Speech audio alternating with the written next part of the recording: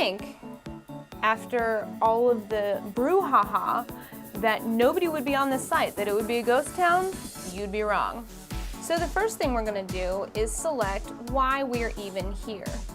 Creeping on the internet is not an option, so we're gonna have to pretend. So you may think just from doing this really easy profile setup that you're setting up just a normal social media account. You'd be wrong. This is for sex. You can hide your identity by putting a little mask over your face. I mean, I can be in the witness protection program. Who am I? Nobody's gonna recognize me now. Now keep in mind, women do not pay for stuff on Ashley Madison. It's the men, yeah, chivalry. Listen, we're not in the business of making fun of people. If you want to judge people on Ashley Madison, that's really your prerogative. But you have to at least judge their profile picture choices. There are so many shirtless bathroom selfies. Once you find your perfect playmate, what exactly do you guys want to do together?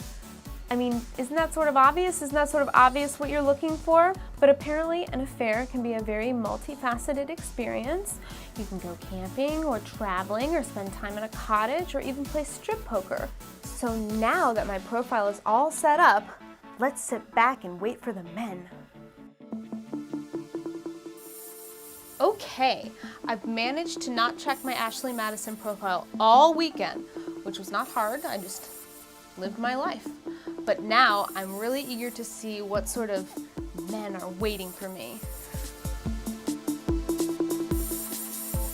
So every time you get a message from a user, you should consider that a huge compliment because they had to pay to send you that. So my favorite message that I have gotten was from a very lovely 62-year-old man, and the only thing it said was, "Who?" That's it. Who? Brevity is the soul of wit on Ashley Madison.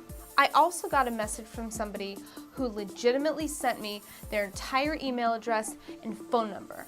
Keep in mind, I have had no contact with these people. I've not replied to a message. I haven't even put up a real picture. I was a cartoon avatar and somebody decided to send me a legitimate email and phone number. Listen, we know you're on a cheating site. We know that your moral compass is maybe a little bit off, but use some common sense. Really? So users can send you something called a private key, which is an invitation to view their photo albums full of their private photos. So I'm looking at my private showcase pictures and there's something here that says you have rated photos currently hidden. Click here to show them, okay? Looks like the same photos. And there's your butt? There are pictures of your butt on here? So you have to pay to send a message, but the junk pics are free. How about that? If ever you're having a bad day, just remember that there may be somebody at the Ashley Madison headquarters that actually has to sift through pictures of people's junk. See, your day's better now, right? So after about 72 hours on Ashley Madison, I have to say, if I summed up the experience in a word, it would be gross.